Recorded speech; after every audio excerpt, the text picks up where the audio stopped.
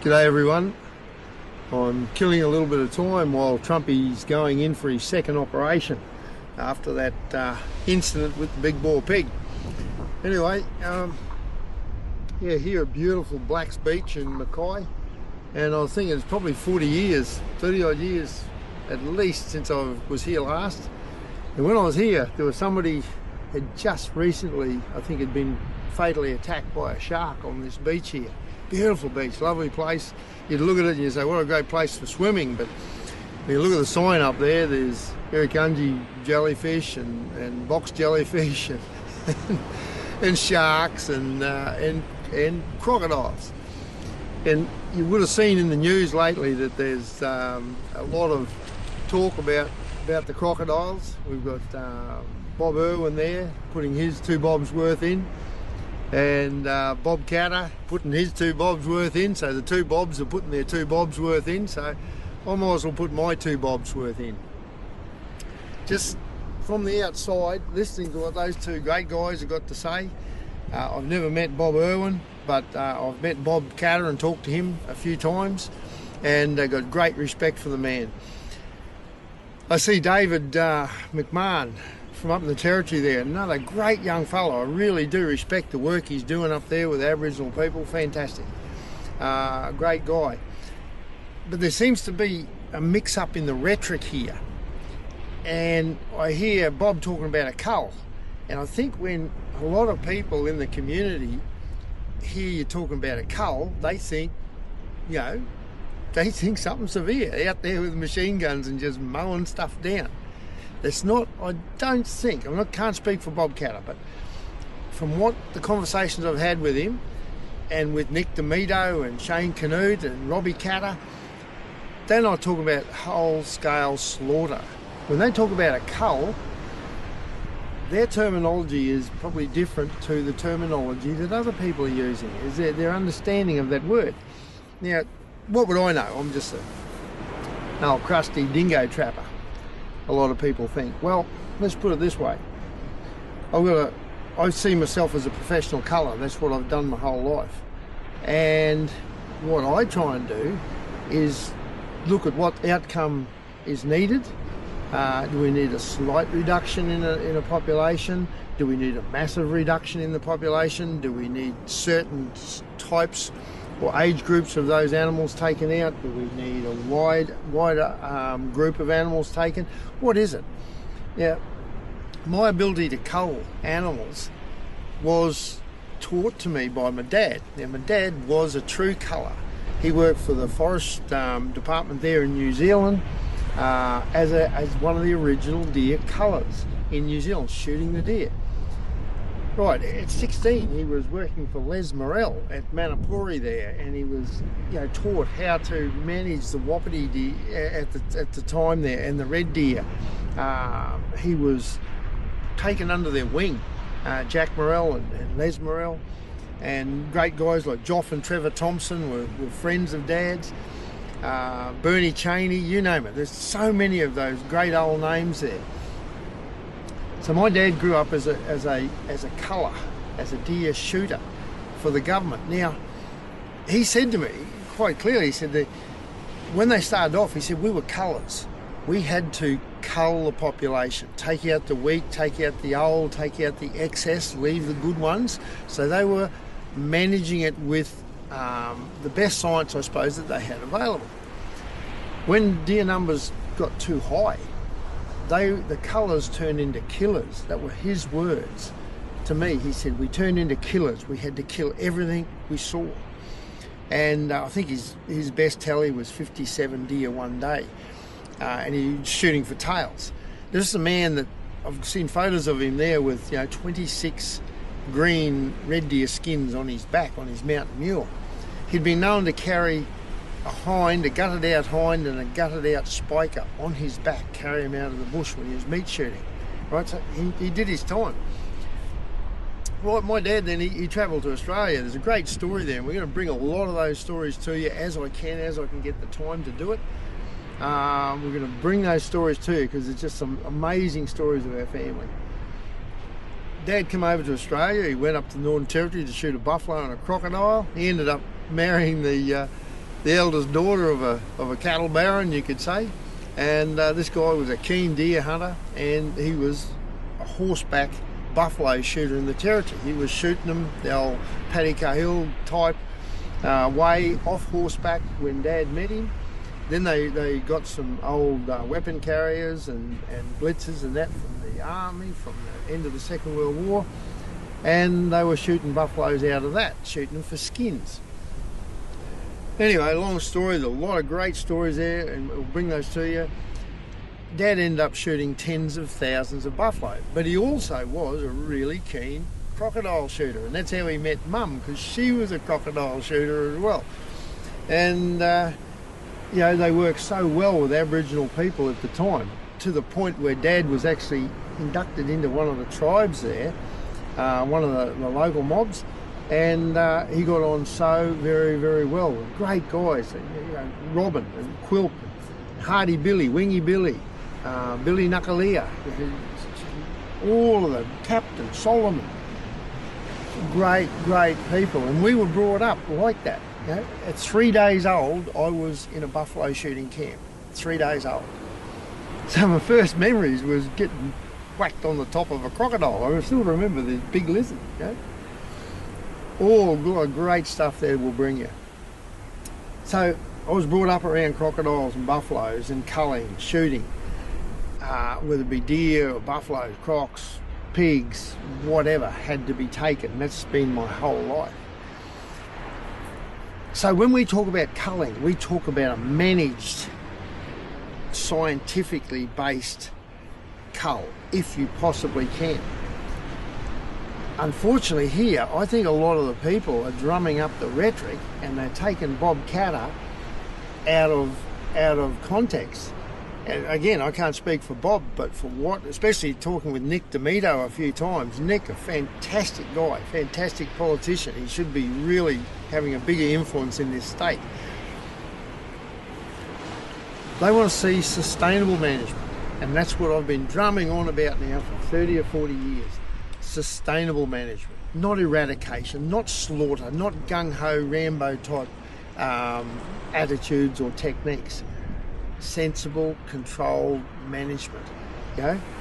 We have got a problem here where people can't safely even walk a dog on some of these beaches now, because you do see some of those big lizards patrolling here.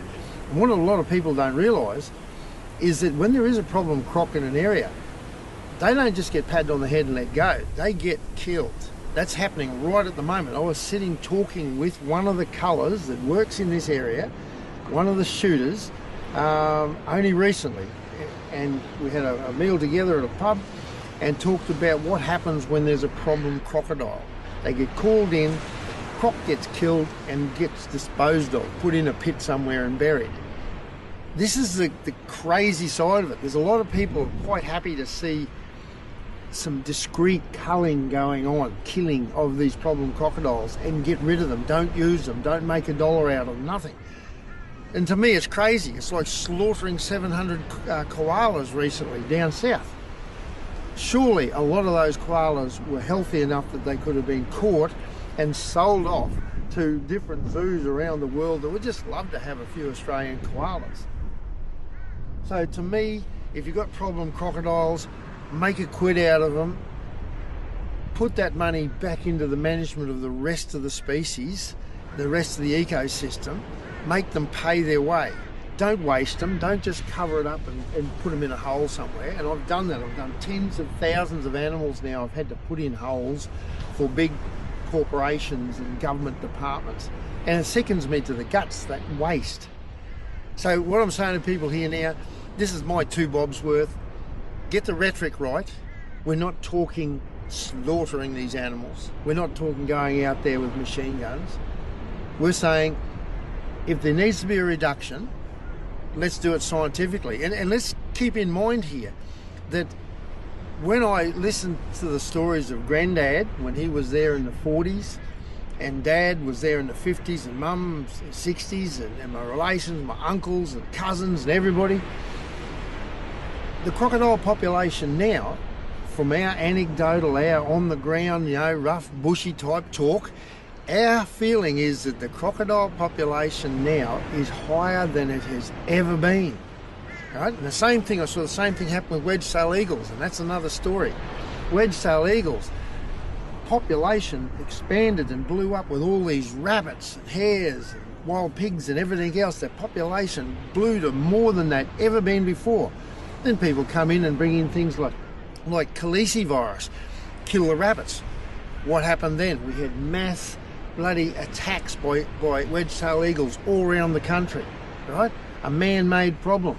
The crocodiles. Crocodiles got more tucker now than they've ever had ever before, with wild pigs and donkeys and horses and buffalo calves.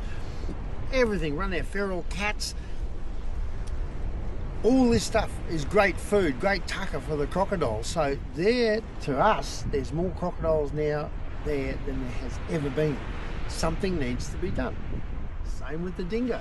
There's more dingoes now probably than there ever was. Same with kangaroos. There's more kangaroos now because people have planted improved pastures and put dams in and crops in, all this sort of stuff. Man has wrecked the balance, so man should responsibly control the balance as well. But we've got to get the rhetoric right for a start. Time to use your head, people. Coming over here now to where we've got the last 2 traps at this borehole. Okay, both traps are still okay. Right, so 2 hours, it could be another, we've got 3 pups here now, 3, so chances are there could be another 1 or 2 pups. And I think it's best to just leave things alone. They'll come back looking for where their mates are gone, and we might pick them up as well.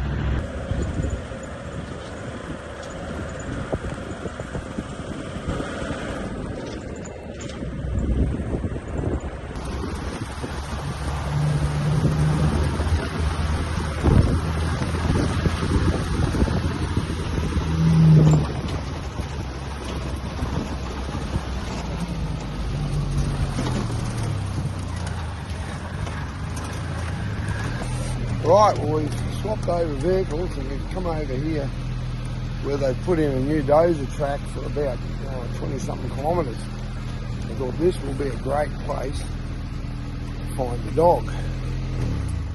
Well, we haven't seen a dog track anywhere, not on all this freshly turned dirt where you'd think this would be just a perfect place for a dog to hang out. Nothing. Have a look at this little creek crossing here.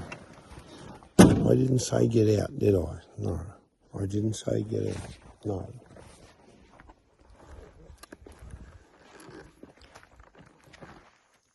Wallaby? Nothing. Not a sign. It doesn't mean that tomorrow there won't be a dog here, but at the moment, very, very quiet.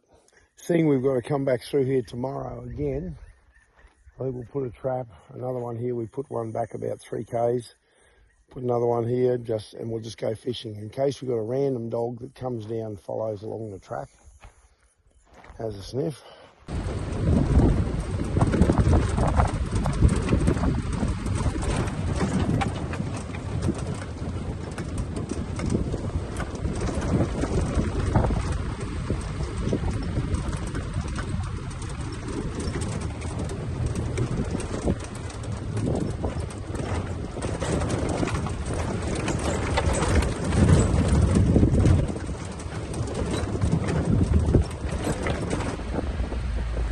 There's the machine. Yeah, the dogs need a bogey.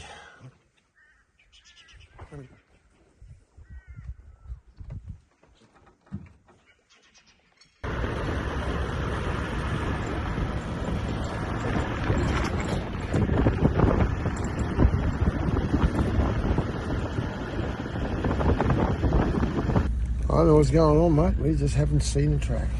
No. Not a track. Nothing, they're vanished. Yeah, well, we've got 10 of them dead. That makes them vanish a little bit. Yeah, just a little bit. Okay, that's another day's run completed. It's about 3 o'clock. We've managed to get through things pretty quick, but didn't see any fresh sign apart from where we caught those two dogs. Good morning, everyone. We're just about to start wrapping the program up here now. I seem to be stuck on dog 19 again. That 20th one just doesn't want to fall, but you never know.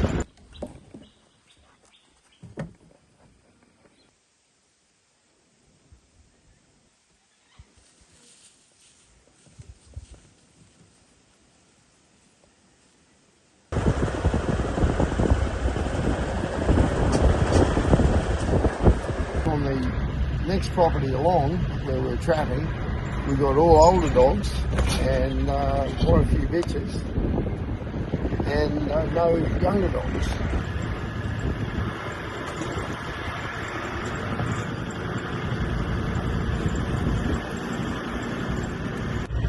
I reckon there's got to be another pup here at least. Could even be two more pups in this batch. Yes, another poor little fella here. That brings up dog 20.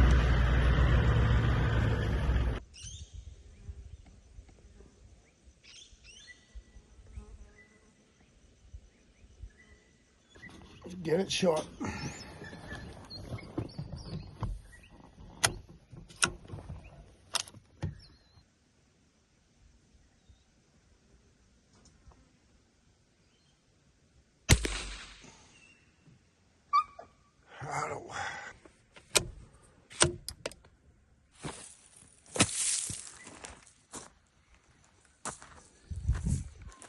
Go on, Trumpy.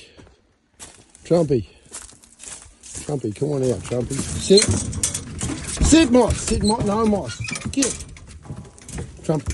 Trumpy. Trumpy. Trumpy, hunt him up. Trumpy, hunt him up.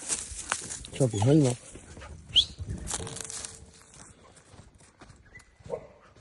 Trumpy, come. Trumpy. There's a trap here too, mate. Come. Another trap right here. Right there. Oh, took the trap with a little bit of fat. Trumpy, don't put all your hackles up, Trump. Good boy.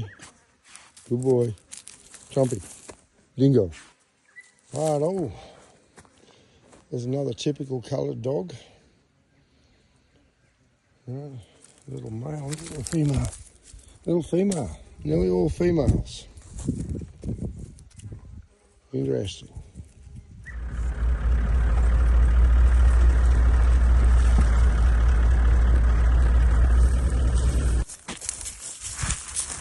Here. How you doing?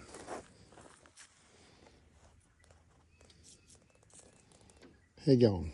Hey? Aren't you beautiful? Go for a run, quick.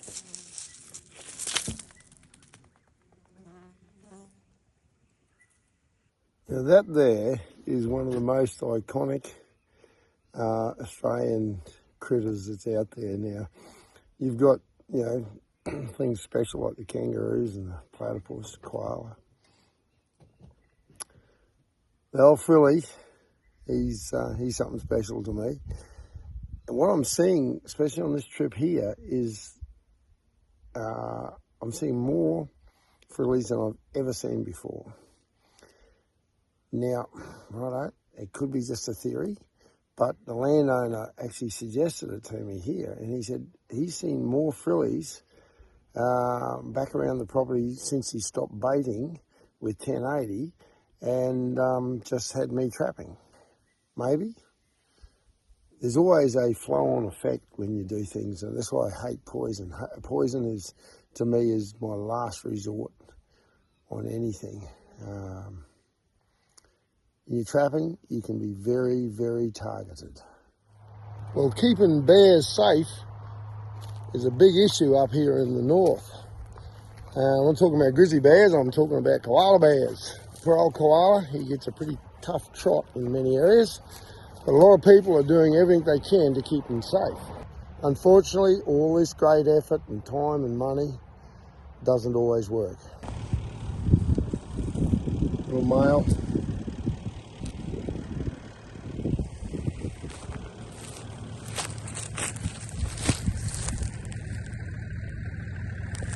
that's unfortunate. A dead koala. Happened just probably this morning, early hours of this morning. I'd say it's really unfortunate because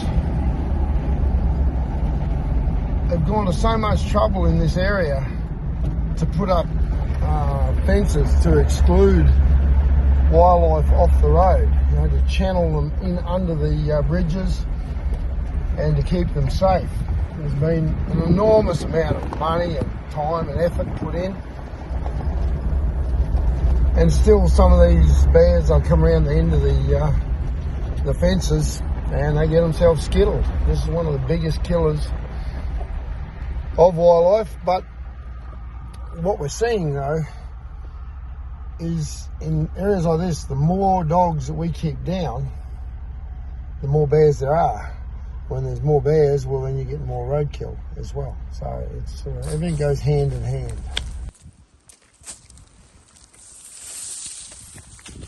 Buggy, buggy, buggy, buggy.